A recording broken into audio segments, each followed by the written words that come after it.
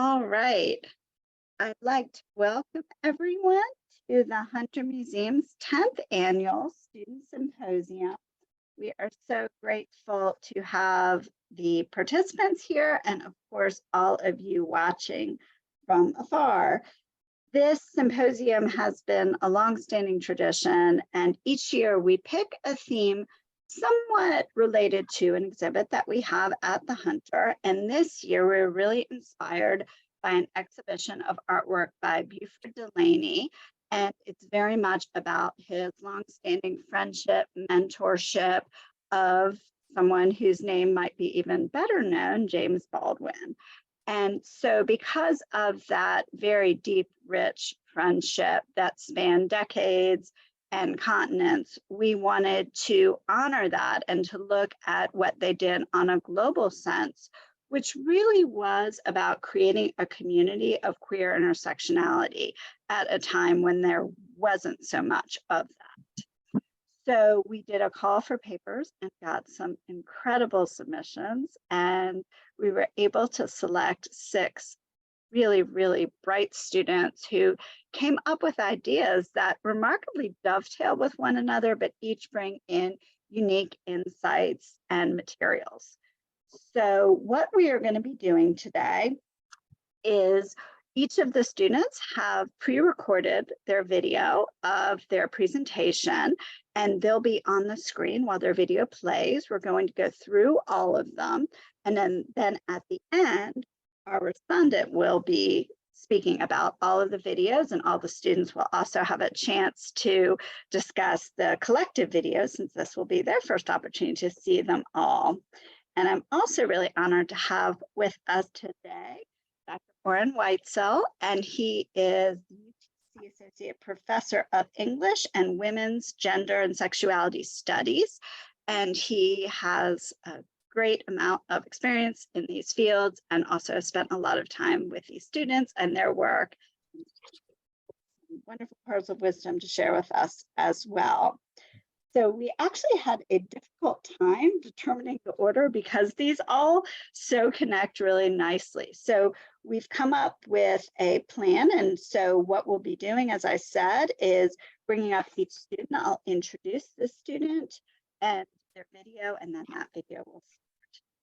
So the first student who will be presenting is Sarah Madison Willis. Hi, I'm Sarah Madison, and I'll be discussing the movie Fried Green Tomatoes in context with Audre Lorde's. Fried Green Tomatoes is the 1991 movie adaptation of Fannie Flagg's book Fried Green Tomatoes at the Whistle Stop Cafe. The film follows the story of Evelyn Couch, a lonely housewife in the 1990s whose marriage to her husband Ed is failing. While on a trip to visit her mother-in-law in the local nursing home, Evelyn meets an eccentric old woman named Ninny Threadgood. They strike a friendship, and as Ninny tells her more about her sister-in-law Edgy Threadgood and the amazing life she had, Evelyn learns to take charge of her own life and demand more of herself and her husband. Throughout the film, we are taken back and forth through time. We see the present-day events taking place with Evelyn, Ed, and Ninny, and then what was happening in the 1920s with Idgie, her dear friend Ruth, and the community they helped build in Whistle Stop, Alabama. Within the town of Whistle Stop, the audience is witness to the close friendships, care, and love the citizens feel toward one another.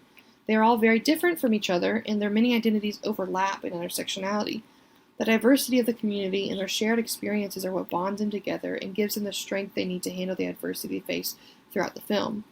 As Ninny recounts the events of the past, we learn along with Evelyn what a strong community looks like and how it can affect change in an otherwise sedentary town set deeply in its closed-minded ways. At first glance, the community that has come together does not have much in common, and while Sipsy and her son Big George are the only relatives, they all seek each other as family.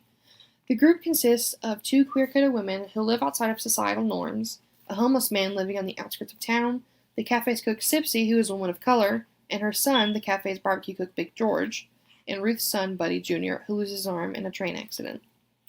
Everyone contributes a complex role in the family dynamic that has taken root. They are each different from the last, yet all have similarities to someone else. Big George and Idgie protect and offer quiet solidarity to their loved ones. Sipsy and Ruth give their shoulders for others to cry on and act as the public face of their community. Smokey Lonesome keeps a silent watch over Ruth, whom he loves, and everyone she cares about. And Buddy Jr. gives everyone hope to keep going when Ruth dies of cancer later in the film. This odd combination is reflected and paralleled in the modern-day side of the story with Evelyn and Ninny, where we see another unlikely pair. Evelyn and Ninny have never met and have no connections to each other, yet as the film progresses, they begin to see the other as family. Evelyn needs the support of a motherly figure to help her through a failing marriage and menopause, and Ninny is a lonely elderly woman looking for companionship, someone to listen to her stories and keep the memory of her loved ones alive. As the film progresses, we see them inspire confidence in one another, neither allowing the other to simply drift into a boring day-to-day life. And while Evelyn's husband Ed does not understand the dynamics of their friendship, oftentimes mocking Evelyn over it, the film does not need to establish a definition for the audience to see the love and care they have for each other. None of the characters truly flourish until they have coalesced. All the main characters from Fried Green Tomatoes are beloved by the fan base and admired for their strength and resiliency. The differences between each character and the next juxtapose one another in a very complementary way, making them stronger as individuals. This is what Audre Lorde would say is that raw and powerful connection from which our personal power is forged. The film masterfully shows the depth and different levels that racism and prejudice take root in our lives. First, there is widespread oppression in radical organizations and institutions, such as racist laws put in place by politicians and white supremacist groups. For instance, the KKK sect, which acts as one of the main dangers to the protagonist of Fried Green Tomatoes. Then, we see interpersonal racism between town members and family, exhibited by Ruth's ex-husband Frank and the man investigating his murder, singling out all of the characters of color, disablement, and disenfranchised they cross paths with. While these displays of racism are frequent throughout the events taking place in the 1920s, they come to a head on the night of the town's local talent show, and we see the protagonists forced to rid themselves of their threat unlawfully.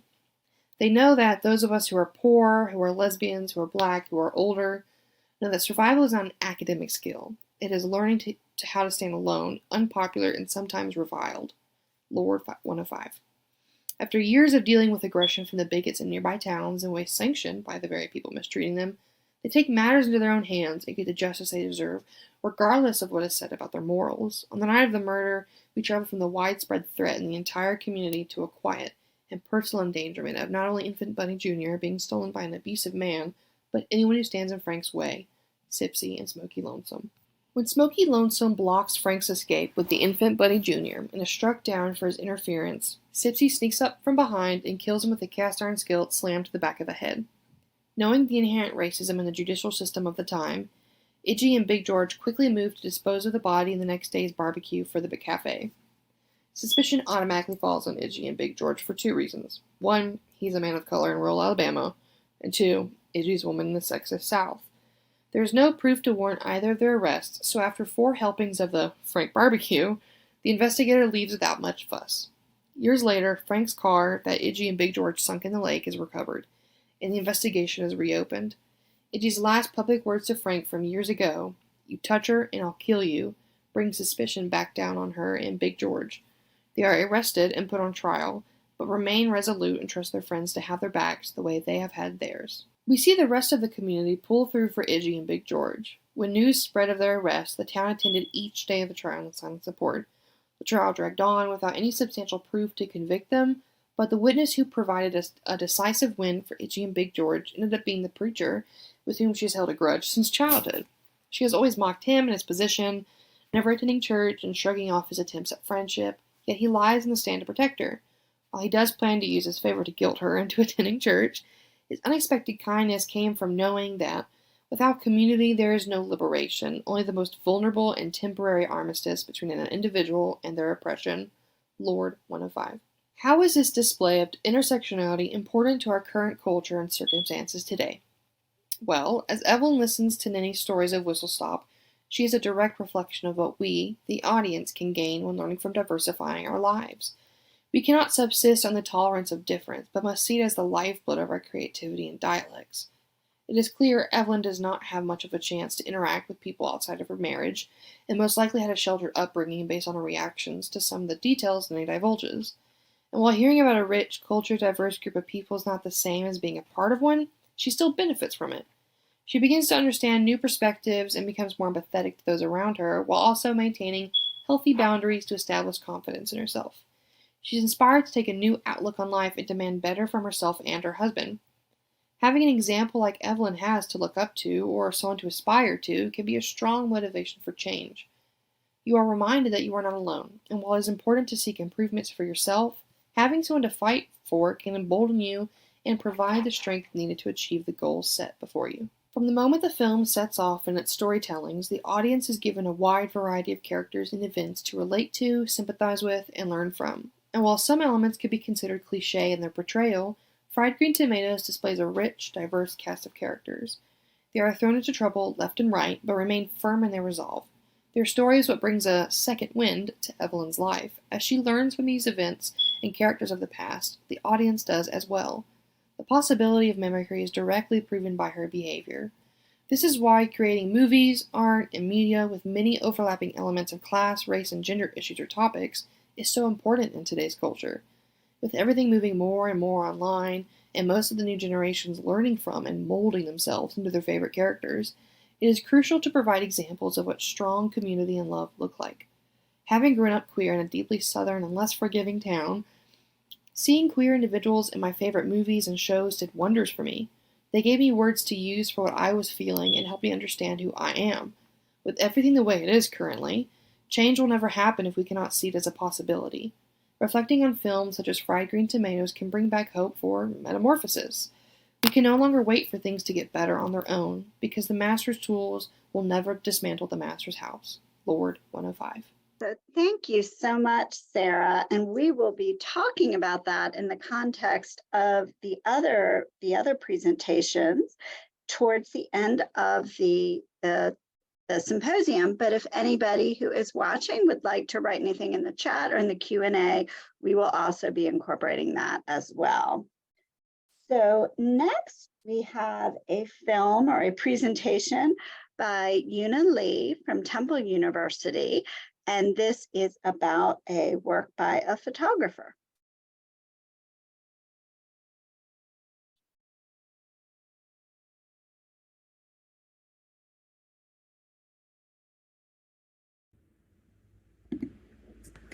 Hello everyone, my name is Yoona Lee, and I'll be presenting my paper titled Condemning Beauty While Upholding the Natural. Shift from feminist to transfeminist perspectives in looking at Gia's beauty recovery room.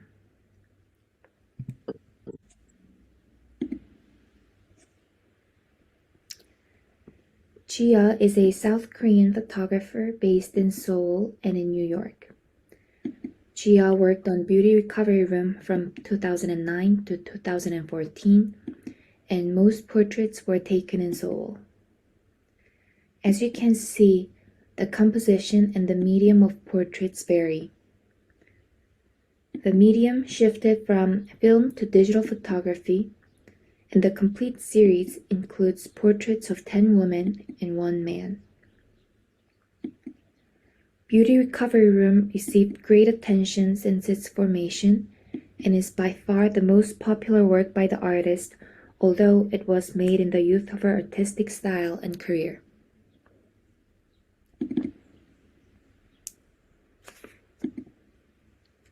In this portrait, the female body is at the center of the composition, drawing in the viewer's attention.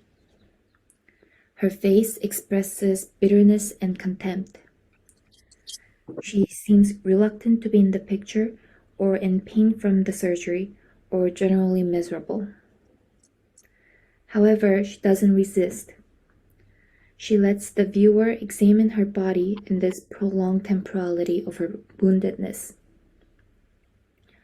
It is the temporality omitted from the familiar before and after narrative that draws in the viewer.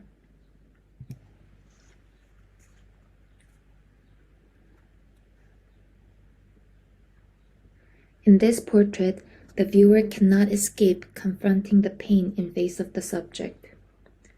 The heavy shadow and vignette make the portrait darker than the previous one, adding more solemnity. The most striking thing about the portrait is her face, in its bruised, stitched, and swollen state. Signified by the wounds, the viewer imagines the flesh being cut and relocated under the skin of the subject. It is more than conveying the pain of the subject. It draws the viewer into the pain.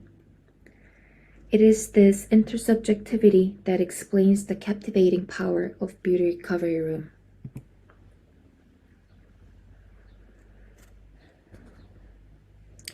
Contrary to what the portraits convey, the subjects in Beauty Recovery Room were enthusiastic about their surgeries. Jia said in an interview, "During the photo shoots, even though they were in extreme pain, I could feel their excitement, the excitement of hopes realized." While the subjects were in pain, their emotional state was oversimplified in the portraits. Also in the portraits, we don't know their names, personal narratives, and their real attitudes about surgery.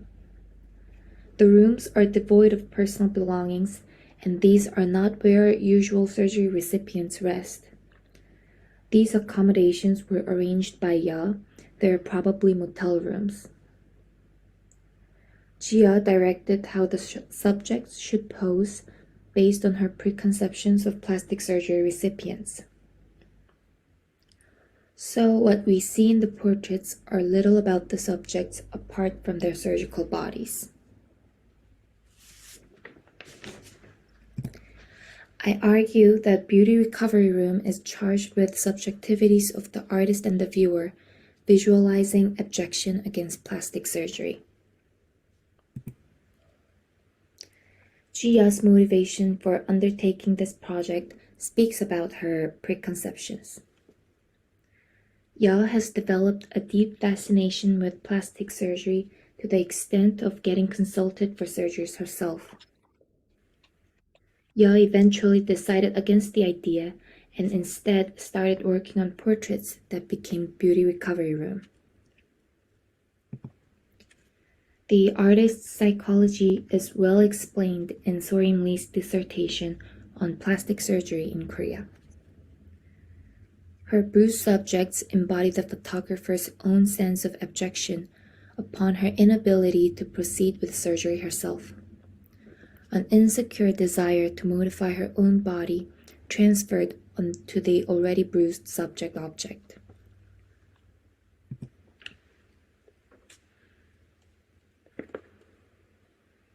Abjection is the sense of fascination and repulsion of this integrated body.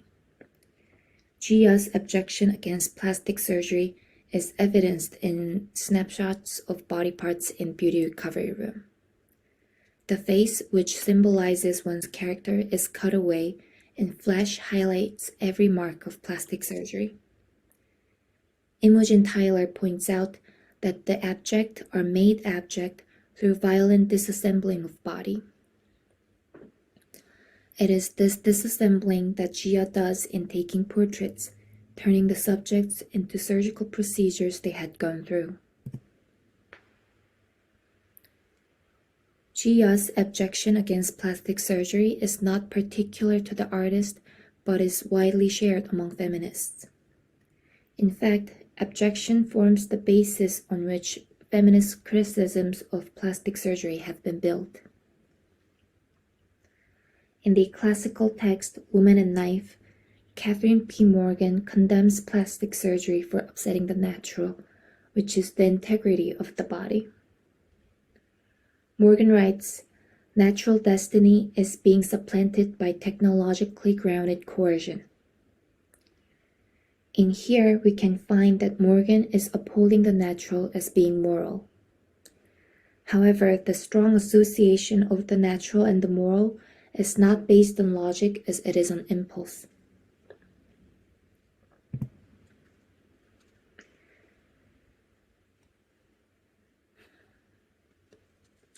In Beauty Recovery Room, the subjects are turned abject because of their visual evidence of upsetting the natural.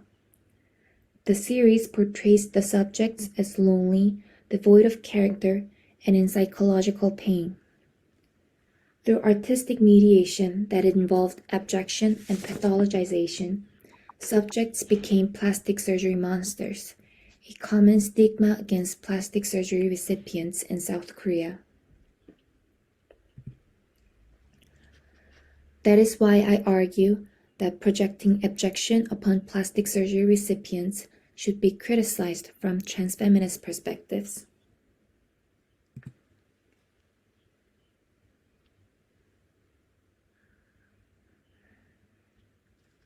Transfeminism has fought against repulsion against surgery and explored what such reactions tell about the transphobic society. It explores the destabilization of the natural order, which people think is gender, and reclaims the label as a monster.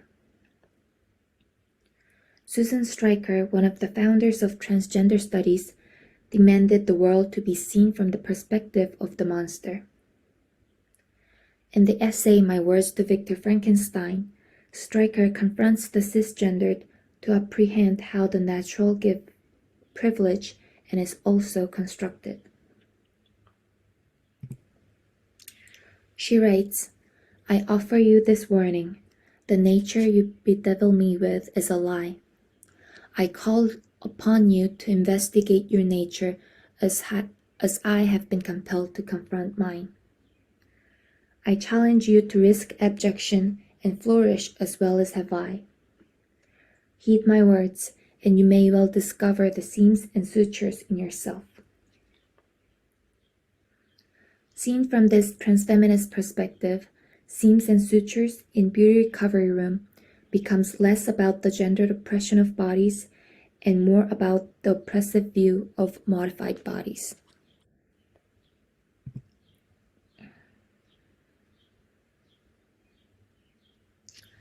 This is the only portrait of the male subject in Beauty Recovery Room.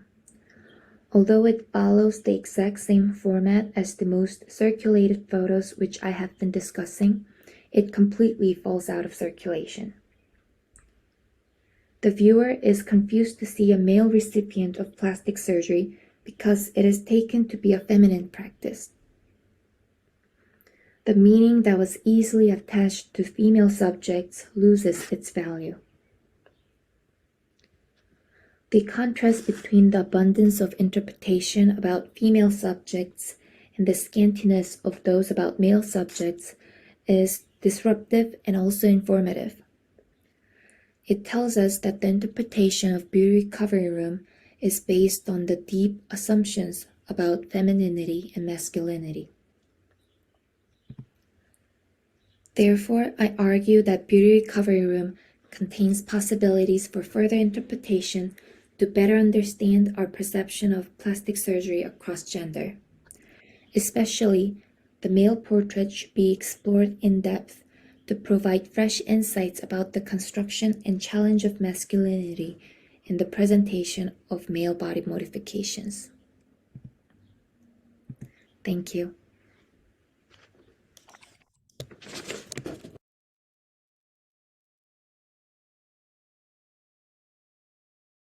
Wonderful. Thank you so much, Yoona. And now we are moving into our next one, and we're switching back into film and still looking at transliberation, but from a very different vantage point. And this next one is by Avik Sarkar from Yale University.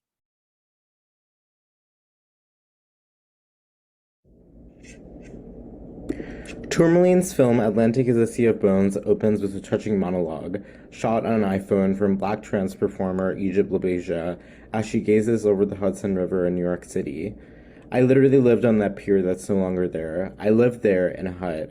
See that last one that's no longer? I lived on there. And I've slept on this thing right under there because I was homeless. And I had to make money and I had nowhere to go. And then one day I just snapped out. I said this can't work no more. And I just started reaching for better things. Oh my god, I've never looked at this from angle before, so it's a lot. I don't want to cry. I got no makeup on. Wearing a gay man's health crisis shirt that reads End AIDS, Live Life, she takes a moment to gather herself before moving directly into the camera. The times of the village, from 14th Street to Christopher Street. The memories. People should never forget where they came from. LaBeija's remarks speak to the material conditions of trans existence, the brutal experiences of abject poverty and constant homelessness so common among Black trans women. As Tourmaline's artist statement explains, LaBeija also evokes the long history of black and brown queer and trans cultures that thrived on Christopher Street, in the Meatpacking District, in Chelsea, and in the West Village, before those areas were subject to gentrification and really intense quality of life policing. LaBeija's poignant words serve as a crucial reminder to remember that forgotten history, which is so often erased by mainstream narratives of white queer urban spaces. Tourmaline writes the spaces were spaces for HIV-positive people, for black and trans life, and these spaces still exist. They are not completely gone. The enduring effects of HIV on racialized gender and sexual others are a central subject of the film, which was commissioned by the arts nonprofit Visual AIDS for Alternate Endings, Radical Beginnings, a program of 7 videos prioritizing black narratives within the ongoing AIDS epidemic. For Tourmaline, HIV/AIDS is yet another example of the anti-black structures that asymmetrically distribute life's trenches, and that, per black feminist scholar Ruth Wilson Gilmore's definition of racism, enables state-sanctioned or extra-legal production and exploitation of group-differentiated vulnerability to premature death. The intersection of racism and transphobia, to use legal scholar Kimberly Crenshaw's framing in her article Mapping the Margins, renders black trans bodies particularly vulnerable. In Tourmaline's words, Atlantic is a sea of bones, reveals how this historical and systemic violence, like the killing and policing of black, queer, and trans life, continue to haunt our contemporary landscapes and is inextricably tied to the ongoing AIDS epidemic and the black, queer, and trans spaces shaped so intimately by HIV/AIDS, including the spaces where we come together and make life together, public spaces and nightlife spaces. The film emerged out of a concern with the particular impact of the epidemic on trans women. While working on the Sylvia Rivera Law Project, Tourmaline met LaBeija, who then served as coordinator of the Audre Lorde Project's initiative Trans Justice. They collaborated on intersectional efforts at the nexus of racial, gender, and economic justice, including an organizing campaign around transgender and gender nonconforming people of color, low-income people, and their access to welfare, because in this moment, access to welfare is a survival issue. A lot of folks in our community are getting harassed at the welfare and HIV/AIDS service administration offices, being told, no, we're not going to give you your benefits, come back when you look like a man or a woman. The strict policing of the gender binary, which determines access to the most basic resources, is a matter of life or death for trans women of color, especially those who are poor and or have HIV. According to Tourmaline's artist statement, Atlantic as a sea of bones takes up the lingering energetics and violences that shape a person's life and social space, from the transatlantic slave trade to HIV criminalization, which are all deeply, inextricably linked and bound up with each other. In other words, the film understands HIV as part of what Saidiya Hartman calls the afterlife of slavery, the enduring effects of slavery on the Black diaspora. As its title suggests, the film pays specific attention to the legacies of the transatlantic slave trade, and the Atlantic plays an important role in its visual landscape. Atlantic is a Sea of Bones takes its title from a Lucille Clifton poem of the same name, which refers to the millions of enslaved Africans who were murdered during the Middle Passage. The poem opens with a traditional spiritual, them bones will rise again. Them bones will walk again. Them bones will talk again. Now hear the word of the Lord. It continues, Atlantic is a sea of bones, my elegant Afrikaans, connecting Wida and New York, a bridge of ivory, seabed they call it. The use of the pronoun my situates the speaker as the heritage of the lives lost as a result of the violence of bondage. The bridge of ivory connects the African diaspora from New York to Wida, a major area of the chattel slave trade in what is now Benin. The poem goes on, in its arms my early mother sleep, some women leapt with their babies in their arms, some women wept and threw the babies in. Maternal armies paced the Atlantic floor. These lines evoke the experiences of enslaved women forced to drown themselves and their children so that their status as property would not continue from one generation to the next. As Tavia Nyong'o suggests in his analysis, through its black feminist, femme, and transgender lens, Tourmaline's film shares the poem's abiding interest in generations, survival, death, and rebirth. Indeed, what survived despite the afterlives of slavery and their cycles of violence? Tourmaline is interested in and drawn to the possibility of transformation offered by listening to the violence that is haunting a landscape from historical traumas that happened hundreds of years ago. Transformation is also, as Nyong'o reminds us, fundamental to the dark arts of gender dissent.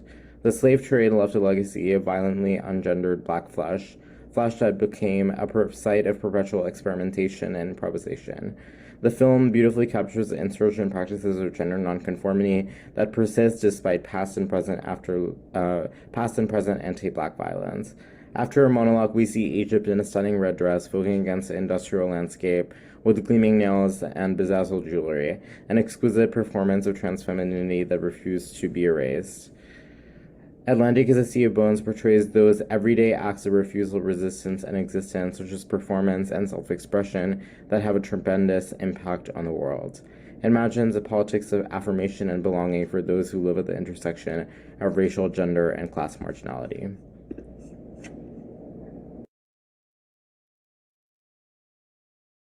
Thank you so much, Avik.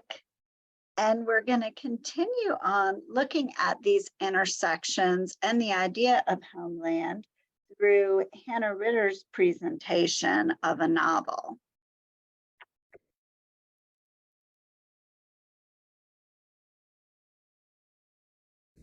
Hello, my name is Hannah Ritter, and today I'm going to be presenting on Ocean Vuong's novel, On Earth We're Briefly Gorgeous.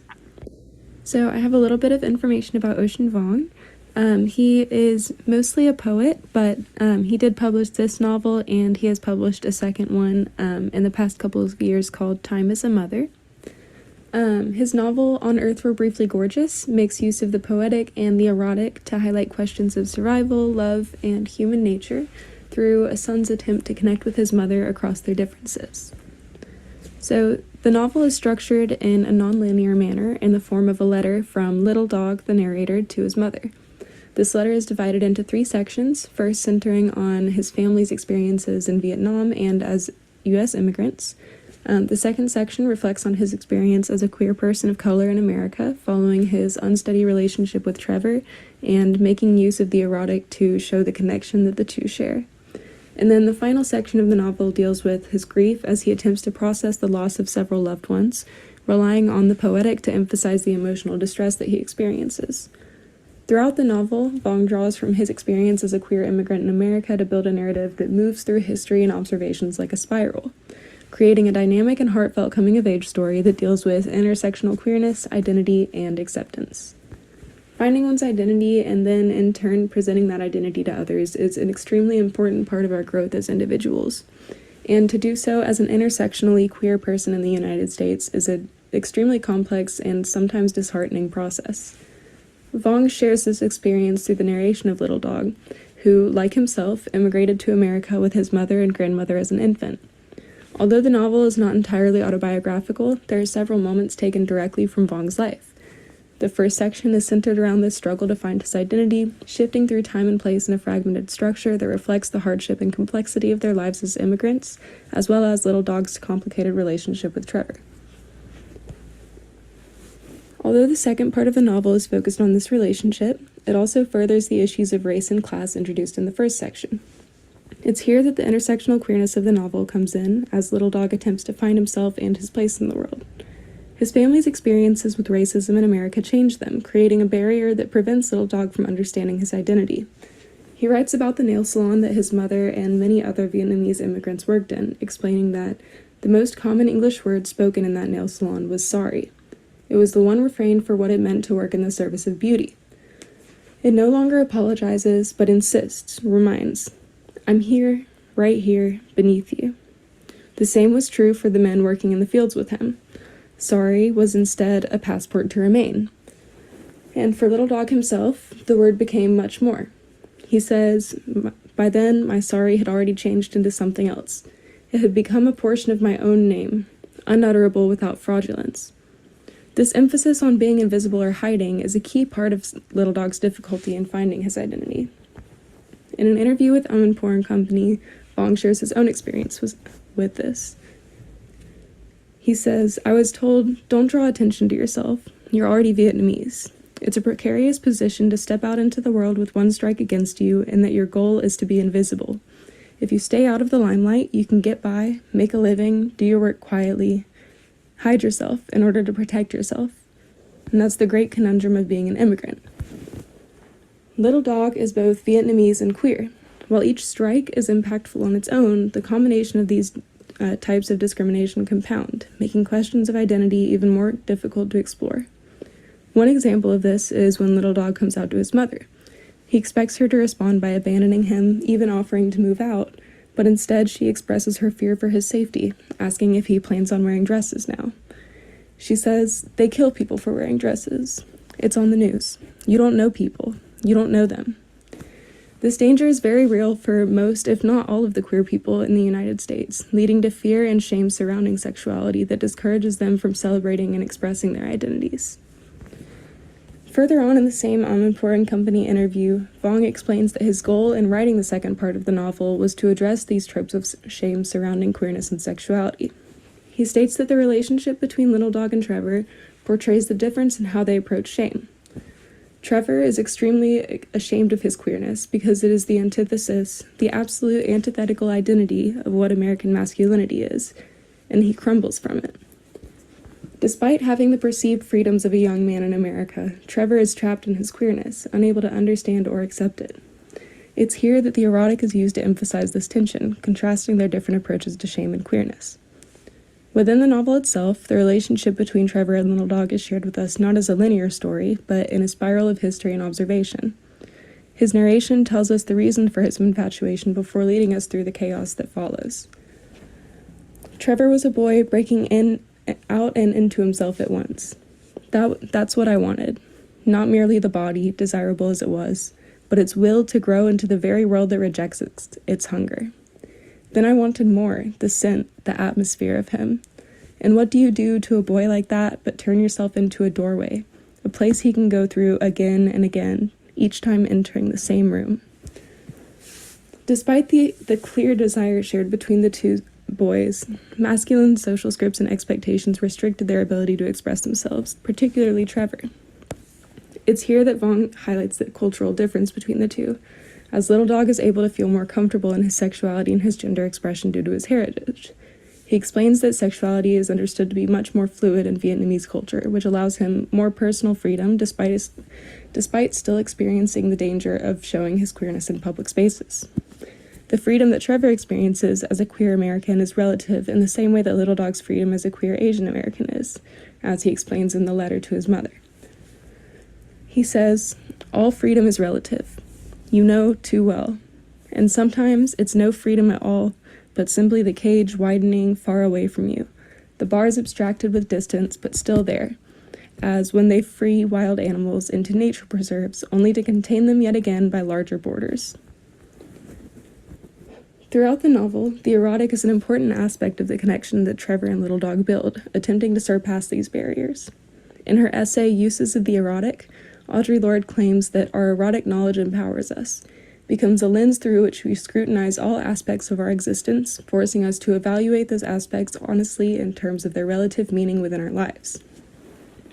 While the erotic can be used to empower marginalized groups and threaten the social hierarchy, in Vuong's novel, Little Dog recognizes the fact that some borders cannot be overcome by love or the erotic.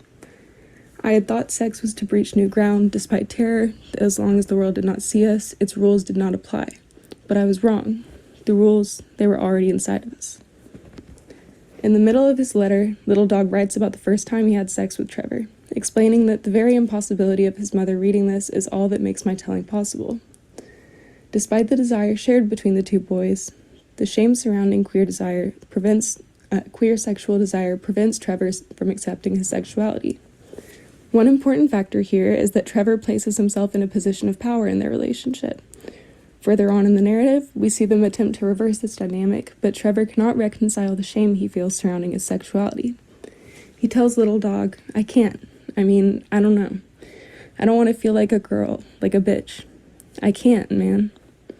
Here we see a criticism of both queerness and femininity, reinforcing the patriarchal structure of society that the erotic attempts to overcome. To return again to Lorde's uses of the erotic, Trevor exemplifies the fact that the fear of our desires keeps them suspect and indiscriminately powerful, for to suppress any truth is to give it strength beyond endurance. This works only to further the barriers preventing queer people from finding their identities, and in the context of intersectionally queer individuals such as Little Dog, this effect is only furthered. When interviewed with Penguin Random House in June 2019, Vuong explains that On Earth We're Briefly Gorgeous began as a letter to his mother, intended to see if language can really be a bridge, as it is often aspired to be, and ultimately that it could fail. This reach for a connection with his mother failed from the beginning due to her illiteracy, and this failure is what allows Vuong to explore these aspects of identity and self-discovery in such a complex manner. Intersectional queerness and identity are very layered subjects in nature, and Vuong's novel is extremely successful in capturing that intense emotional growth and change, creating a narrative that maintains its impact across language and borders. That is all for my presentation. I absolutely adore this book. It's one of the best written novels I've ever read, honestly, and I really appreciate you all taking the time to listen to my presentation. Thank you so much. Thank you, Hannah. And as we continue on this voyage of intersection and discovery and communication, we move now to Natasha Campbell from the University of Louisville, who is actually bringing together both film and poetry and cadence and sound, and looking at so many of the intersections we've looked at so far, but in a new way through the videos of Marlon Riggs.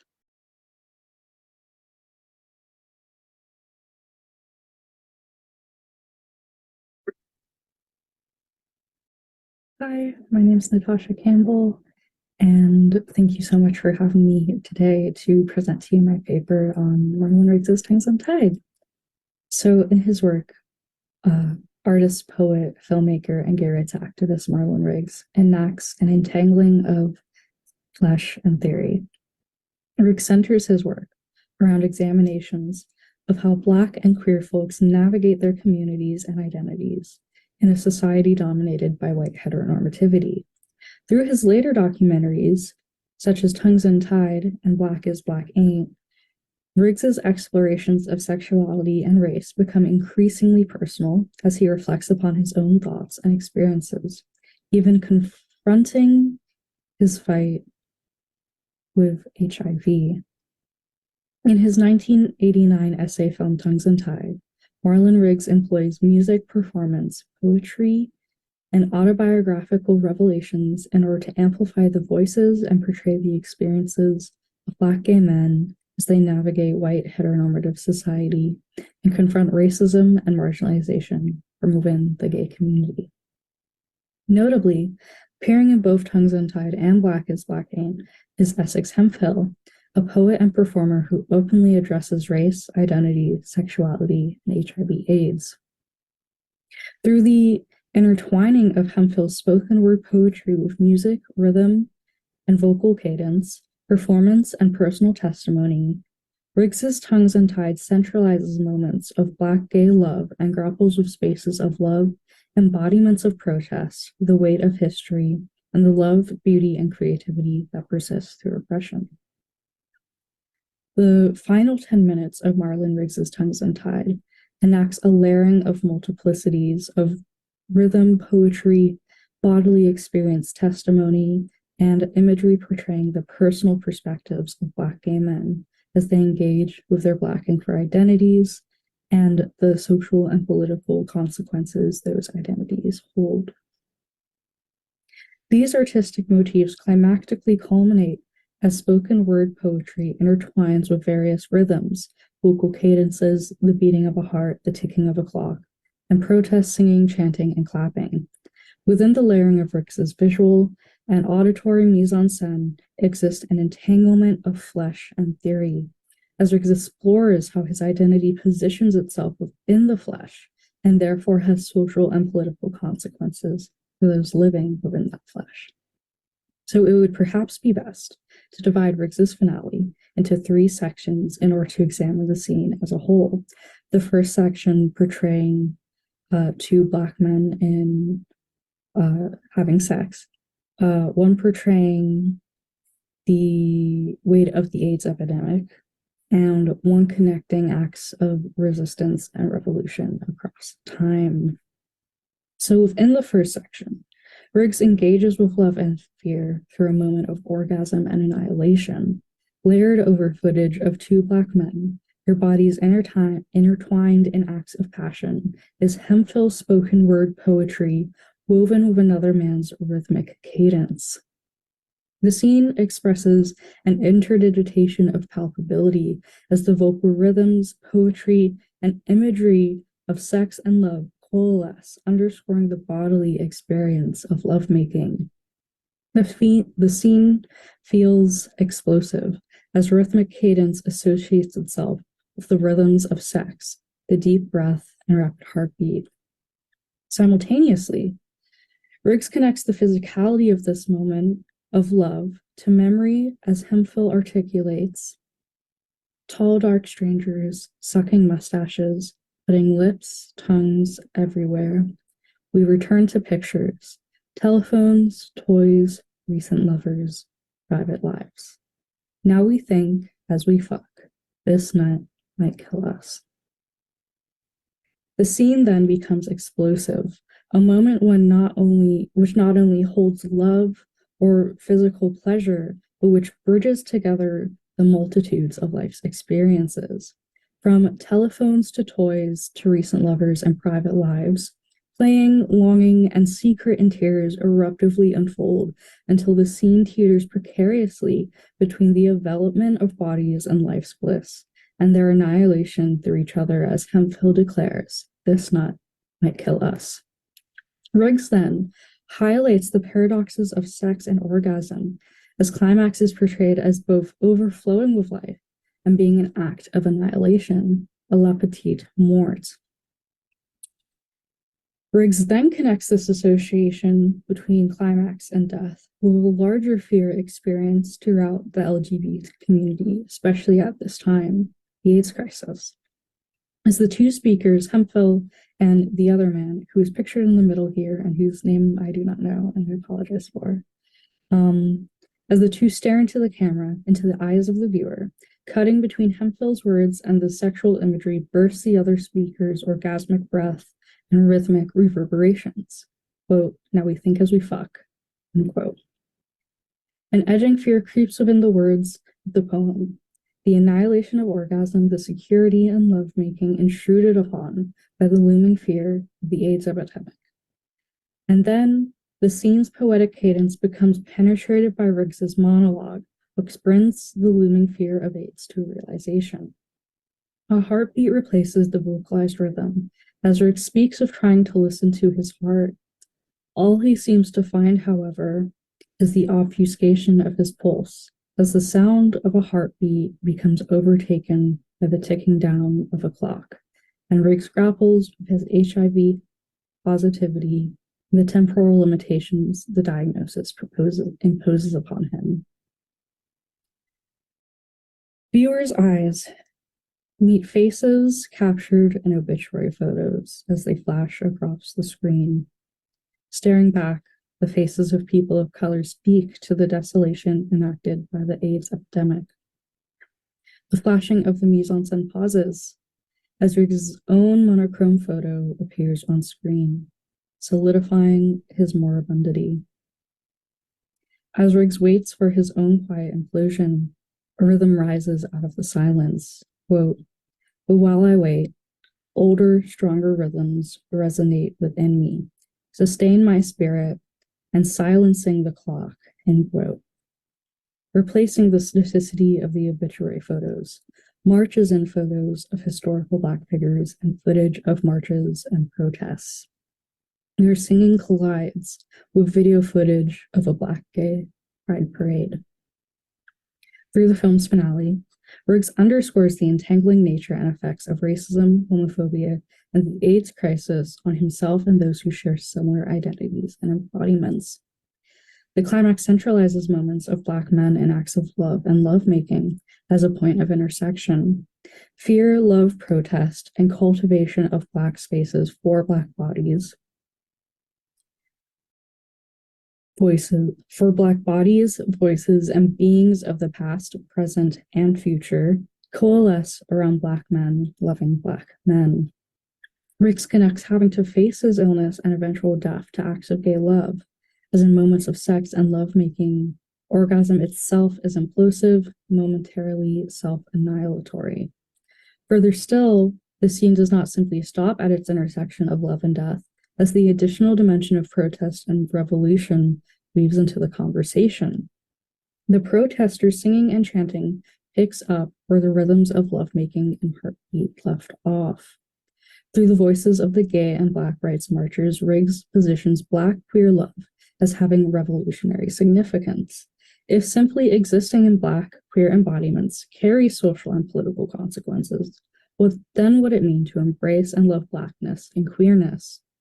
Riggs is incredibly aware of the intersecting of identities, and through Tongues Untied, he confronts how even in gay communities, Black men still have to navigate racism and marginalization.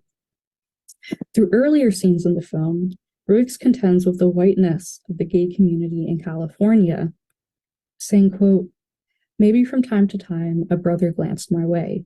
I never noticed. I was immersed in vanilla. I savored the single flavor when deliberately not my own. I avoided the question, why? Pretended not to notice the absence of Black images in this new gay life, in bookstores, poster shops, film festivals, even my own fantasies." Here, Riggs underscores the white normativity, the privileging of white bodies in the gay community, and how this, in effect, became internalized, as Riggs's poem contends with its speaker turning away from other Black men, not being interested in Black bodies and his own fantasies.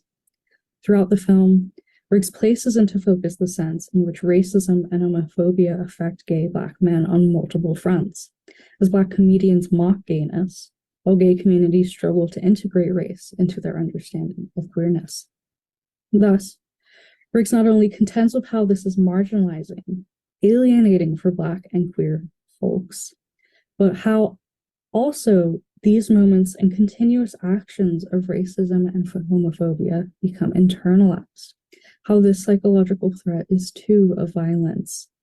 Therefore, Riggs proposes a call for Black love, for Black men to love Black men, that doing so can be an act, a ground for healing, and thus can revolt against the effects of a marginalization internalized. Tongues Untied contends with how queer theory often falls short when applied to identities around which sexuality may shift, or which contain in them other sites of marginalization, resulting in a flattening of complex interweavings between identity and body, homogenization of differences, and a dispelling of lived experience. Simultaneously, while recognizing racial disparities in the gay community, the film also calls for spaces that uplift Black masculine love and positions itself as a making of such spaces. Riggs's finale calls attention to embodied Blackness and gayness and their consequences, socially and politically. The eyes of the film's speakers and performers stare straight at the viewer. Their gaze is penetrative, inescapable, confronting audiences to consider their own position in relation to the various sites of marginalization faced by Black gay men. Simultaneously, viewers are asked to contend with the speaker's words and experiences, and separately connecting them to the speaker's bodily existences. Through this, the theory Riggs artistically voices becomes inseparable from the lived experiences presented and from the bodies on screen, as the image, cadence, and vernacular of the Black and gay men not only interlock with, become a part of the film's political assertion of what it means to live as a Black gay man. Riggs further highlights how the interconnectivity of Black spaces of resistance, how Black spaces of resistance are interconnected across time. As Riggs layers obituary photos of activists with photos of historical Black figures, and footage of a Black gay pride parade with historical footage of Black protests, Chanting of the marchers echoes the song, "Ain't Gonna Let Nobody Turn Me Around," with an extra verse added, quote, "Ain't gonna let homophobia turn me around," end quote. With the two protests layered together, historical and present, Riggs isn't just paralleling the protests, but weaving them as one in the same resistance. The Black Gay Pride Parade, a continuation of what has been established by past generations. As rhythm echoes throughout the film's climactic finale, layering together with Black faces and bodies and communal histories, Riggs situates a fluid interconnection between acts of love, sex, and resistance. The message solidifies in the film's final moments, the screen turning black as white letters read, "Black men loving Black men is the revolutionary act." Resistance, like theory, is enacted in the flesh. Love becomes protest. Under a systemic oppression, which sees the utilization of homophobia and misogyny as means of separation, the simple act of Black men loving Black men becomes revolution. Thank you for taking the time to listen to me and allowing me to present. Also, sorry about the lighting. It's just a rough time of day lighting-wise. Thank you. Natasha, that was excellent and is a really nice tie-in to our final presentation, which is by Salem Murray, bringing together this rich textile of intersectionality and seeking of community with literal craft in the work of an artist whose piece was recently hanging in the Hunter Museum.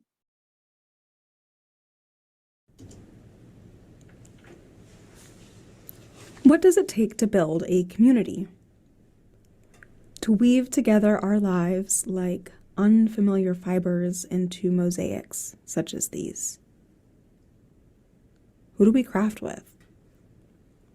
And who gets left behind? Like cobwebs in hidden lofty corners.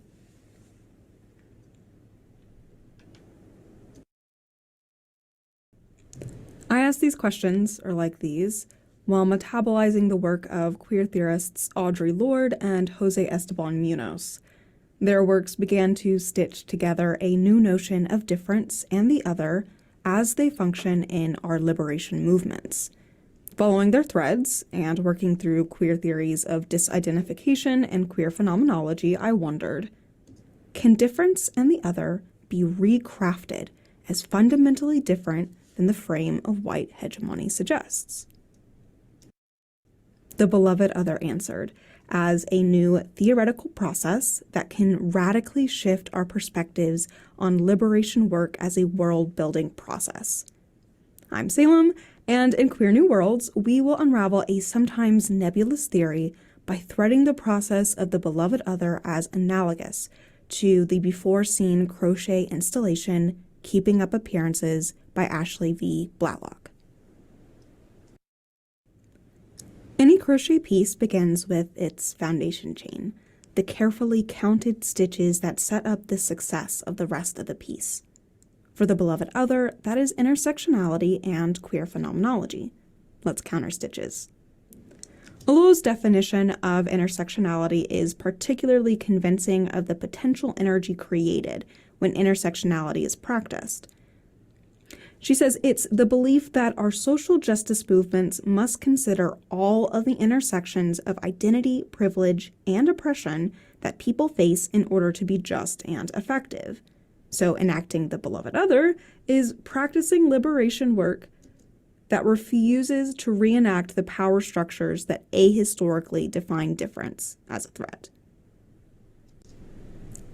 Building out this understanding of intersectionality, the beloved other is a creation process framed by Ahmed's theory of disorientation. Disorientation involves failed orientations. Bodies inhabit spaces that do not extend their shape or use objects that do not extend their reach. These are the bodies of the beloved other. The orienting lines of white hegemony are too straight. too narrow to offer a home to the bodies of the beloved other. Our dominant culture has created a world and objects that are wholly unreachable for certain bodies that have been racialized and disabled. These bodies have been made queer, constructed as non-normative, and have been forced both figuratively and literally into homelessness. All this to disappear the out-of-shape lines of difference that have forcibly been made inherent to their bodies. When we enact our liberation movements with the assumption that difference is not a threat, but instead the disorientation of the safetyless queer body, we declare a forgotten new world.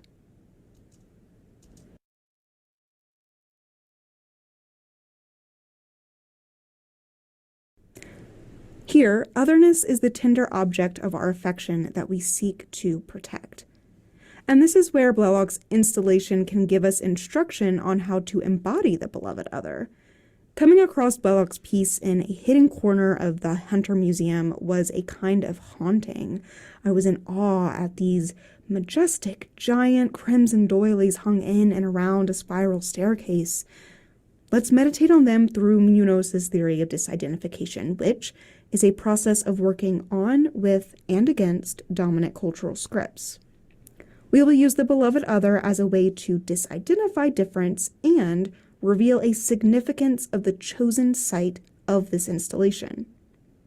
The installation seemed to me like giant, fragile cobwebs in some forgotten fantastic world. By placing these crocheted doilies, reminders of the work of our grannies, and the specific configuration in the rafters of the Hunter Museum, Blalock's installation calls attention to the historical erasure of women's domestic labor. Through the beloved other, I read this attention as intentionally oblique. I see at once a triumph, a validation and legitimization of domestic craft as fine art, and also a critique of the continued contemporary erasure of domestic labor. Blalock's installation, in all its lofty beauty, has reminded me of the fierce disassociation of domestic craft from legitimate labor. This tension between craft and labor reveals for us the fertile ground of the beloved other. Often, conversations of invisible domestic labor are centered around homemaking, and because of the whitewashing intent of white hegemony on our historical imaginations, our cultural images of homemaking are often populated by cishet, able-bodied white women. But when I think about craft and crochet, I see so clearly images of grandmothers, of generations of thrifty Black women providing for their families. I think of women like my granny. Ashley Blalock, though, is a cishet white woman. How then can her craft, likely able to be legitimized in the institution of a museum because of her privileged subjectivity, recover the labor of Black women? This question is how we access the oblique, multi-layered attention given to a cultural object through the work of the beloved other. This work is a re-historicizing of our cultural objects. History is not a series of objective facts. History, our pasts, our stories, recontextualized through the influence of our cultures. Rehistoricizing our past means seeking out the bodies that have been left out of our stories. So through the beloved other, Blalock's subjectivity as a cishet white woman necessarily asks us to question whose labor is disappeared in this monument to domestic labor. The process of the beloved other says if we stop at the first images of domestic labor that white hegemony gives us, we miss the labor performed by other kinds of bodies. And in the capitalist United States, Black women, like my granny, are some of the first laborers to be erased from history. By disidentifying Blalock's installation as a cultural object representing hidden domestic labor, we are reminded that historically, Black, cis, and trans women are the laborers whose work often most goes unnoticed. This reminder is part of the critical next step of enacting the beloved other. It is a theoretical process, yes, but unless the theory can be embodied, it is absolutely useless to the beloved other. In a way, doing the beloved other is kind of like doing crochet. When thinking back on my initial impression of Blalock's installation, I had to laugh at the irony of thinking about a crochet piece as fragile cobwebs, because I know from experience that crocheting makes fibers stronger. Crafts like crochet that have been deemed feminine hide in their stitches the literal work of making a stronger foundation while always already creating something beautiful. This is the praxis of the beloved other. Hooking and chaining together queer theory and queer embodiments while always already crafting queer new worlds. And let's think back to our foundation chain. Intersectionality is about making our social justice movements just and effective. In turn, doing the beloved other is about building just and effective communities of liberation. We can think about the rehistoricization of Blalock's piece as a double crochet in the disidentification work of the beloved other. We have together already started to stitch the first few yarn overs and pull throughs, so let's finish our double crochet. At this critical next step of the beloved other, we have 3 loops of yarn on our hook. Next, we're going to yarn over. Consider what it means for the domestic labor of Black women to be doubly lost in white hegemonic institutions. Now pull through 2 loops. Pull close to you now those most disenfranchised. I think of the disabled and trans Black women whose safety is always at risk in our country. We'll yarn over again. We'll erect communities of liberation like monuments to the well-being to women such as these. Finally, pull through the last 2 loops. Let's put down our hooks. Our first double crochet is complete. Marvel with me at this queer new world we are crafting. The beloved other is fundamentally a process. It is not the finality of Blalock's installation, nor a still monument to be enshrined in forgotten corners of an institutional staircase. It is the machinations of the doily itself. The beloved other is found at the moment when an artist drops their hooks, sees the hours of work they've done, and while stretching out their wrist, wonders, who have we left behind? Who have we missed? And so picks up their hook again. Because the work is never done. There is no arrival, only our craft as we thread together unearthed queer histories with our precious future ancestors. The beloved other is this giant ethereal doily, a sum of hours of toiling, a process that reminds us of our grannies, our lovers, our friends. So pick up your hook and let us work on for the generations we may never see. Thank you.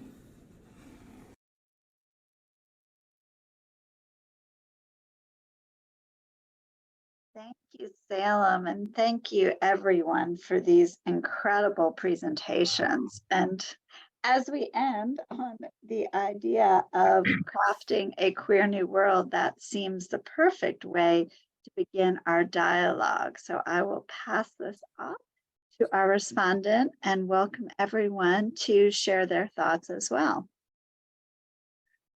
Well, this was amazing.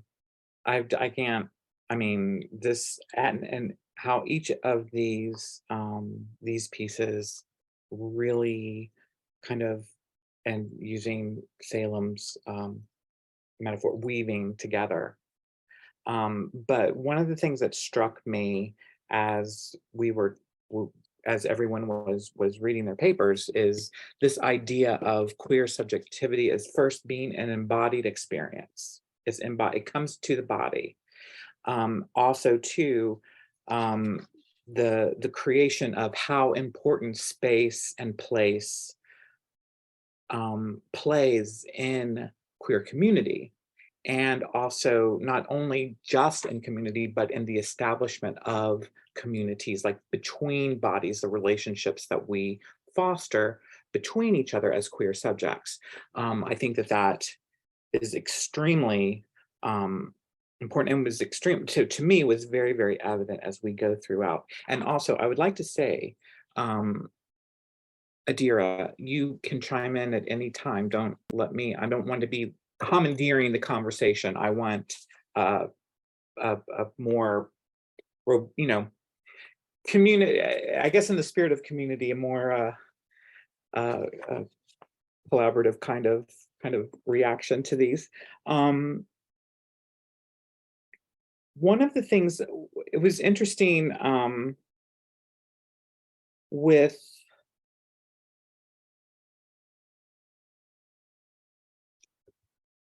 going from Sarah, your paper on how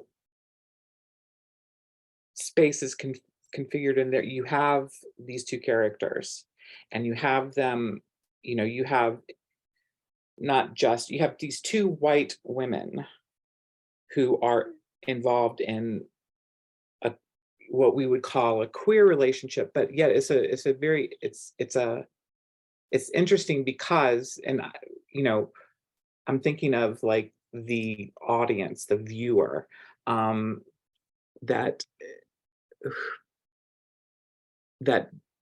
how this movie and how the book is actually written is completely coded. Like if you can see that relationship between those two characters as completely, I guess, typical, but yet upon further investigation, we can see how queer that relationship is and how they negotiate and how they actually hide within this kind of volatile kind of cultural context that they're trying to survive, if that makes sense. But I loved the attention for how all of the characters, I'm referring to my notes here, and how particularly this text, Fried Green Tomatoes, and the movie kind of puts into relief the intricacies of intersectionality as it pertains to class, race, gender, and sexuality. And actually, I would argue that sexuality is kind of like ancillary to the story, rather than something that should be focused on a lot. I think that their connection between each other, their relationship, is much more important than the sexuality that readers are probably imposing upon them. If that makes any sense? But this is great. And Yoona, I just loved. I'm just speechless. The beauty rooms, and again, this idea of space, a beauty room, right? And what we do, what we're oh, how can I say it?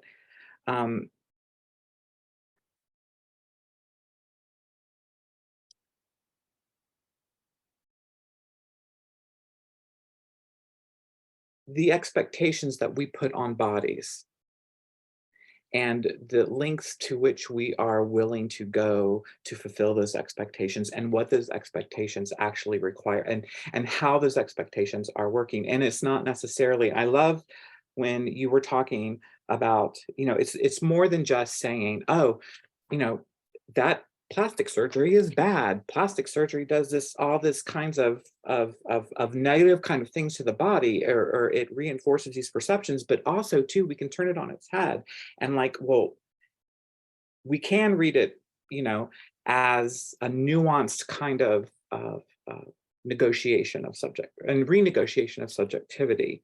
But I really loved how your talk kind of paid attention to that nuance, and that it's not it's not just a matter of a right or a wrong. There is a whole plethora of situations that we can read into this and kind of look at.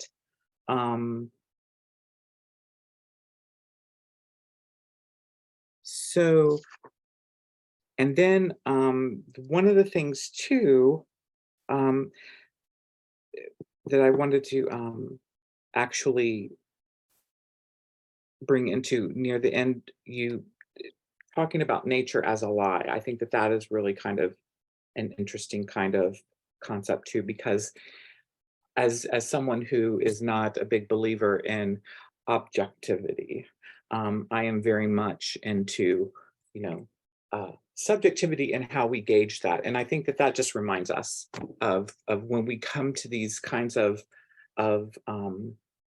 these situations, these kinds of issues, like how are we coming to what kind of baggage are we bringing, and what kinds of mindsets do we have to kind of change in order to kind of see things differently, that in the ways that we need to. So I really appreciated that. Avic, I just absolutely, I love those two. I'm very familiar with the two pieces, especially with your references to Paris's Burning. I know that you didn't directly talk about them, but I just couldn't help but think of the spaces when we were talking about the piers, and also to the ballrooms, the places where queer subjectivity is fostered, especially within queer subjects of color, and how there's this amalgamation of like empowerment that we don't really see. We don't, because we're blinded through, you know, these dominant ideologies, I guess, for lack of a better term. But I really appreciated that, and I loved your, you know, I kept on, when you, the Clifton poem reminded me also too of Morrison's poem, I'm Not Seaworthy, which there was some really, I was making some interesting connections while listening to you read your paper. But yeah, it was wonderful. And then Hannah, just, I need to read that book when we talked about this. And again, space and actually what I was kind of concentrating on as you were speaking, this idea of protection as oppression. You know, it's not necessarily meant to be oppressive, but it's meant to be protective, and that that in itself can also be inhibiting unintentionally from the people who have queer bodies or queer people in their lives, and wanting to protect them, but that very protection, but also too how we kind of in another vein, how we kind of negotiate between, how queer bodies negotiate these kinds of complex relationships, and especially when it comes when you factor in gender, and that you said something, and correct me if I'm wrong because I was writing really fast, with there was between the two, Trevor and Little Dog, the trying out of like gender roles, and all of the baggage that came with, and that I just really appreciated that. This is I'm not familiar with this text. I think I'm going to have to get familiar with it. Natasha, I am so glad. Okay, so I used to teach Tongues Untied back when I first started teaching, and sadly I mean, I'm glad it's making a resurgence. I'm seeing that it's making a resurgence, because when I first read I'm like, oh my God, people are really, they're talking about this piece again. Because I think, and one of the things that I was a lot of people don't really realize is with Marlon Riggs, and this piece is really revolutionary in that it is not for a Black queer audience, it's more for white queers, and that confrontation of stereotype and the consequences of white supremacy upon marginalized, and how the queer, and how particularly queer communities reinscribe that onto bodies within these communities. And I think that that's such an important, I think it's an important work, because it needs to, if we're going to actually move forward as a queer community, we need to kind of look at these really, and it's very uncomfortable. I mean, you watch Tongues Untied, it's not a comfortable watch, especially if you're white. And I think that that's really, really important. And I think that it needs to be shown more. And I'm just glad that you're bringing attention to this. And I'm hoping that it gains more notoriety, because I think it's really important work. So bravo. And then Salem, the beloved other as process, and the bringing in this idea of disidentification with Munoz. I think that that is really extremely important. And that one of the things that you reminded me of with your paper is that we can talk theory. All of this theory is wonderful. Theory is beautiful. I love theory. As a theorist, I love theory. It's like poetry to me, and it's beautiful to contemplate, but it does no good if it's not embodied. It does no good if it cannot be transferred into actionable things or products, or if it can't be, it needs to be seen. It needs to be felt as well as talked about. And I think that your idea of the beloved other is really a good way to view that as viewing it as a process. Brings that to light. It gives it some gravity. It gives it some presence that I think is really, really important. So all in all, I mean, my basic thoughts on this of all of these papers is that the work that everyone is, that we're engaged with and that I see around us, I think is really important. And I cannot stress to all of you how important this work is, and that you keep doing it, and you keep putting it out there. So yes, that's my 2 cents. So I want to turn it back over to you, Adira, for additional comments, because you were awfully quiet.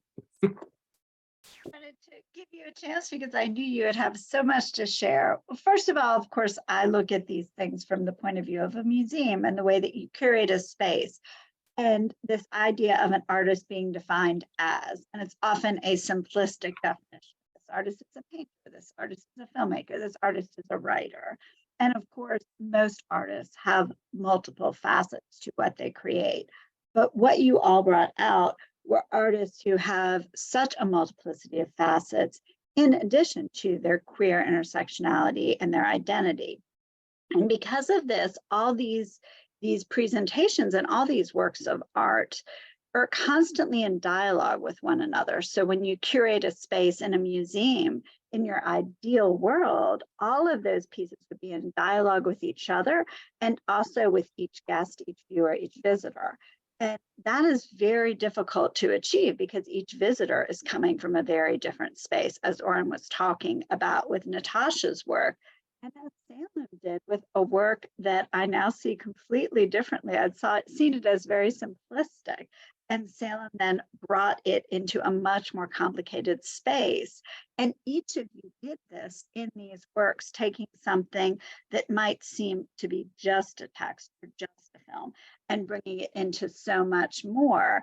And there's this constant refrain that I saw in each of them in this idea of seeking community and with existence as self and recognizing identity as an act of resistance itself. And so with that, some of the questions asked in the Q&A were, I think, written as you were presenting, but I think these intersections of pieces make these questions really valuable for several or all of you. So I'd like to read them aloud, and I can call out some people who I think this might apply to, but I'd love for anyone who feels led to answer. So the first question was, in response to fried green tomatoes and Lord, I'm curious about whether film can create examples with enough intimacy to build the kind of intersections and relations between people that productively join individuals together in family systems. Or is that too isolated a medium to allow for real sharing and overlap between viewers and individuals, which of course actually speaks to all three film pieces, as well as, I would argue, Yoona's photographs and several others. So I would love for any of you to just unmute and to share your thoughts in response to that question.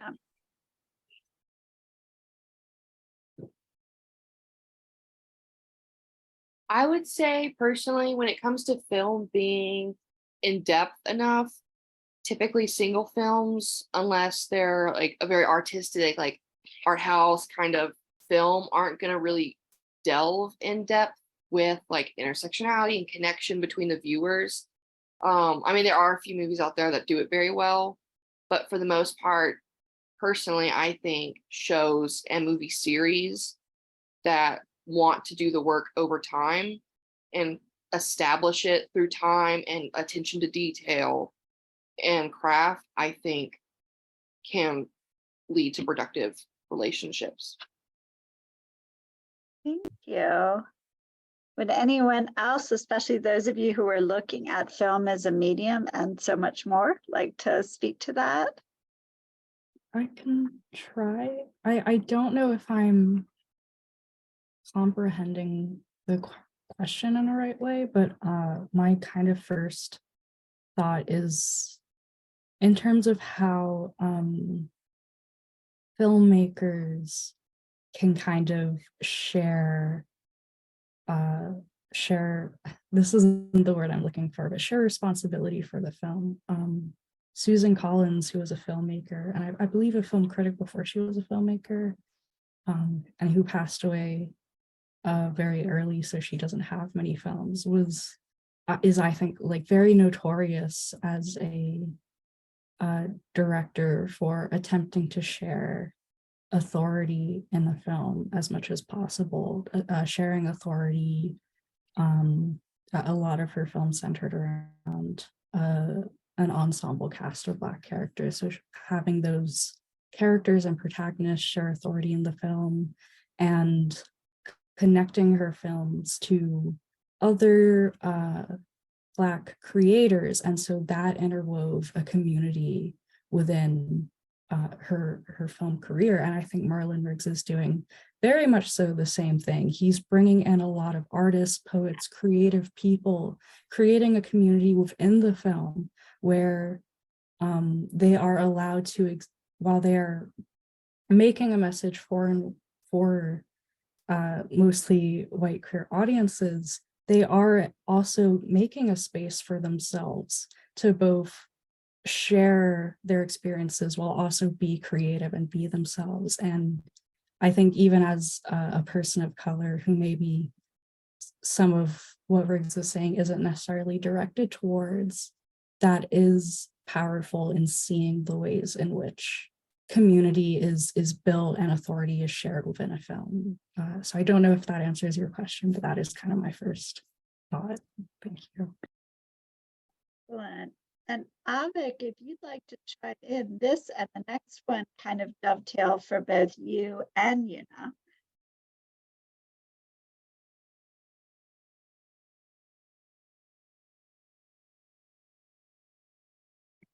I'm sorry, what was your question? Okay, so, well, actually, I'm kind of combining two questions. So the first question had to do with film and building relationships, but the next question is very much for you, and I think both also apply to Avik's work, is what's the relationship of the term plastic to the body and the aesthetic, especially as it relates to gender? So, yes, so I had to debate with myself with the title of the paper, because, well, not the title, but the terms I use in the paper, because the term that's usually used with Gia's beauty recovery room is cosmetic surgeries, not plastic. But in my paper, I wanted to move away from the intentions of people who undergo body modifications, but instead focus more on how we view them and their effect on us. So I wanted to go more neutral on the term, so I opted for plastic surgery. But the term plastic surgery is also like, has its nuances of its own kind. If we think of plastic, it just comes unnatural to us. So if we think of plastic surgery, it's more, it also has its own set of ideologies that privileges the natural, but also plastic not only refers to the material, but it's also an adjective that that means it's moldable and it can be reshaped. So in Sorim Lee's dissertation that I mentioned in my presentation, well, she frames plastic surgery as like a performance for upward mobility in the society. So I don't know if that answers any of the question. So plastic, the relationship between plastic and body, well, I guess it can feel like plastic can be outside the body, but if we think in another way, it can be like plastic body is plastic. So yeah, that's like my answer. And that complex relationship in relation to gender, I think should be explored more in depth, is what I try to argue in my paper, because one hypothesis I have after finishing my paper and ending with that only male portrait of beauty recovery room is that maybe masculinity is like associated with the natural as well. So that's why the male plastic surgery is not as discussed often as female plastic surgery. So I have like, I can get into like whole rabbit hole with this, but yes, I'll end here. I Go actually, ahead. that reminded me of something that you had said, like having the male body within plastic surgery. I wonder if that in itself becomes a type of abjection as well. You talk a lot about abjection, and I'm wondering, because usually with plastic surgery or cosmetic surgery, what it's for a male gaze, but then you have a male doing, that kind of complication of the concept of abjection, I think is really fascinating to me. Yeah, there is more, well, I can't give like an academic source for my argument, but I feel that there is more objection toward male plastic surgery than female. And I feel like that is because our what hegemonic, I don't know how to pronounce this word, but because of what the dominant masculinity is, and how undergoing plastic surgery and being unnatural immediately subordinates a male from that dominant masculinity. I was wondering if you think like, because like with the term plastic, plastic itself is not a natural derivative and it lasts for so long, like environmentally speaking, it doesn't biodegrade. Do you think there's any ties like to that with like living in the body with like fillers and stuff like that, like living in the body and lasting much longer than the body will? So yes, so one feminist criticism of plastic surgery that started in the 90s is focused more on how invasive plastic surgery is. But I feel like we live in 2020s now, and I feel like that is becoming irrelevant. We see injections that are way more uninvasive, but still we hold this criticisms. We have this idea that body modification is kind of like harming the body. And yeah, I just think that, you know, like, and a lot of the times, especially in Korea, the kinds of surgeries that are popular to people, especially the double eyelid surgeries, it is, well, invasive and uninvasive is kind of a subjective thing. So I don't know, but I don't think that,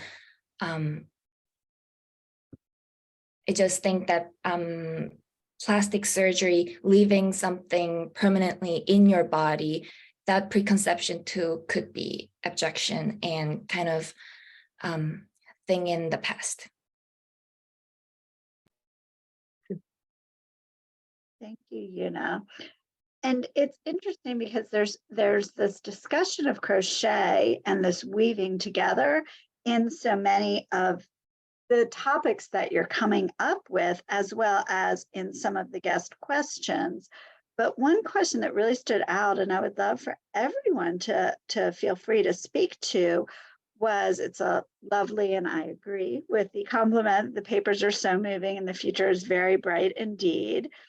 And interestingly, there was also a question related to this about what's going on in our own state house regarding these things. And while I will not ask you all to comment on things going on in Tennessee politics, I think the fact that the future is bright and you're thinking about this is an answer to that very question. But the rest of the question about the papers and the future being bright is to hear each of you speak a little more about how you think theory and practice, or theory as embodied, as embodied in the flesh. And if anyone would feel comfortable just speaking out about that, because I think it's a fascinating question that applies to you all. Well, I'll start just because that is, I think, the theory and practice and theory as embodiment is fundamental to the theory that I'm doing.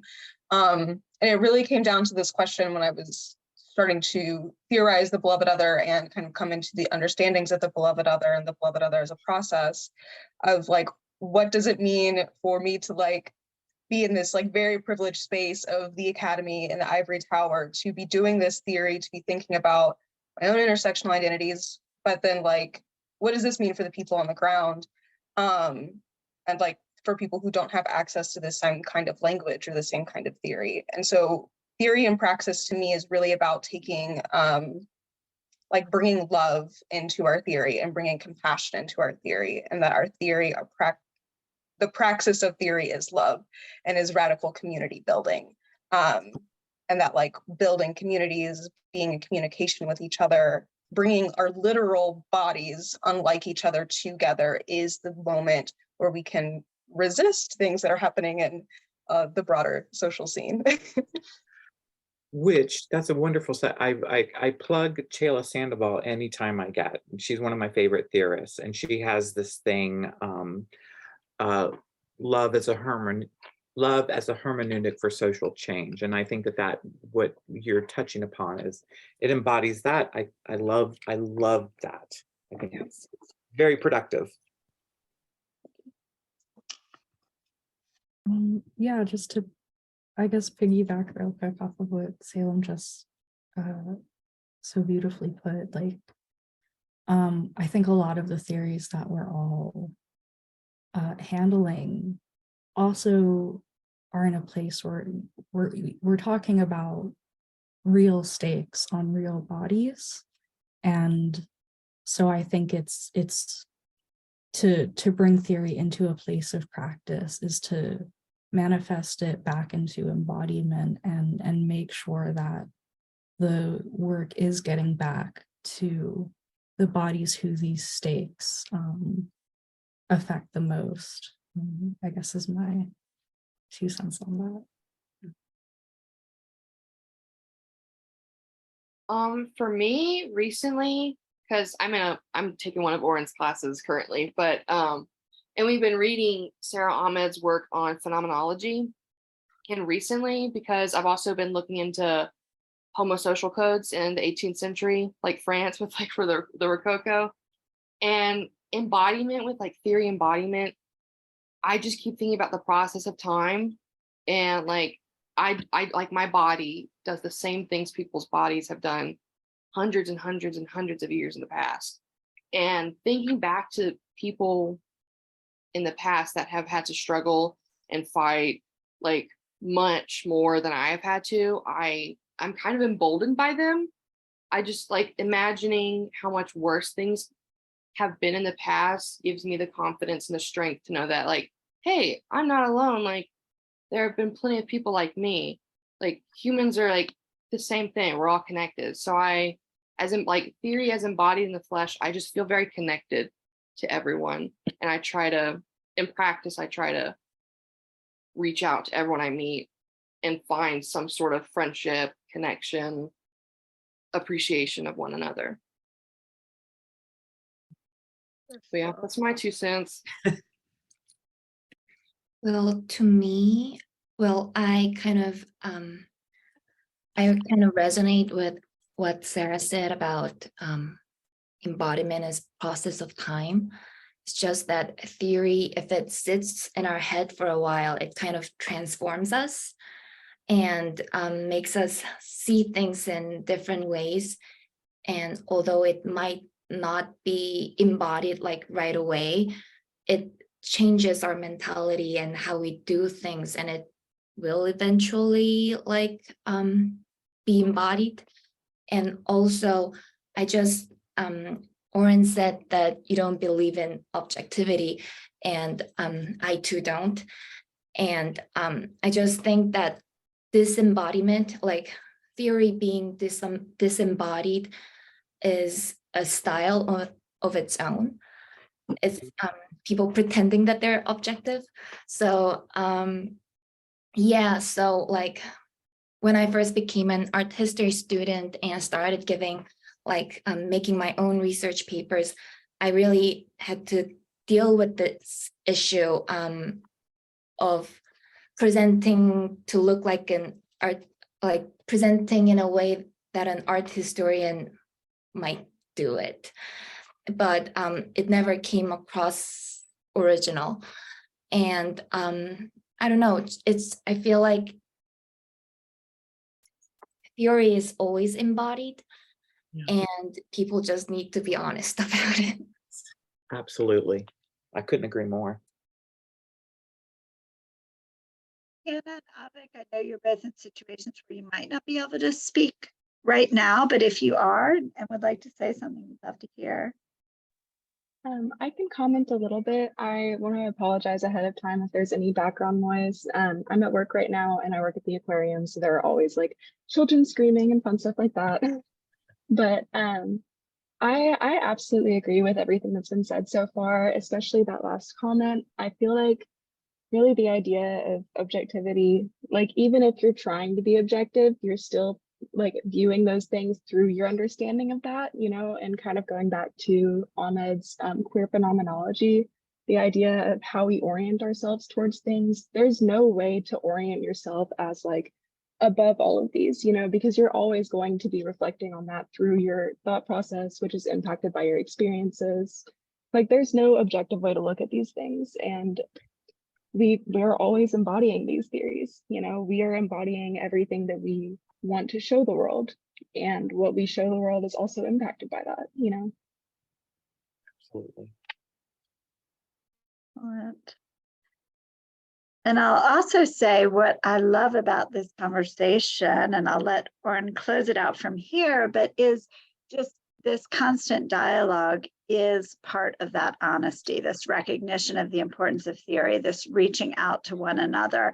And as you talk about kind of looking back and finding hope in all of the people who came before you and all that they had to experience, it brings it back to the artists who inspired this theme for us, who really were doing this without the language. I mean, James Baldwin is, of course, a master of language, but you also realize that the language around identity and intersectionality was not exactly a word at that time. Kimberly Crenshaw had not started to use that term. And all of these things, they were living in isolation, and they were seeking community for them and for many others in Paris, because it really didn't exist even in the Harlem to which many Black artists traveled in that time. And so the fact that these artists didn't have the words exactly, but they used their own words and they used their own paintbrushes to create this space, and that you're building on it, and all the artists that you're responding to are building on it, even through the desolation of the AIDS crisis and through the many voyages of the immigrant experience. And so all of those things give such hope. And I just want to thank all of you for sharing that with us, and these brilliant ideas that are stepping stones to what is to come for each of you and for our communities. Oren? I want to echo those sentiments, Adira. I am encouraged and I am humbled, and I just, sitting here thinking, as you folks were reading your papers and sharing with me your excellent thoughts and theory, actually, how incredibly lucky I am to have the job that I have, and that I have the opportunity to kind of to really actually come in contact with some really brilliant minds. And I just wish all of you just the very best. I mean, I can't express this anymore, but keep doing what you're doing. Don't get discouraged. I know that the world can be a pretty dark place sometimes, but there is hope, and we have to continue to strive for that. And I think the work that we do does exactly that. It looks for moments of hope. So that's what I have to say. Thank you, Oren, and thank you all. And we have recorded this, and so all of the speakers are going to be getting a copy of the recording. And so for anybody listening and watching, you will have access to that recording too, if you would like to share this with others, because this is a pinnacle moment, and it was an honor to have all of you with us. Thank you all, and have a great afternoon. Thank you. Thank you. Thank you. Bye. Bye. Thank you, everyone. Thank you. Bye. Have a great day.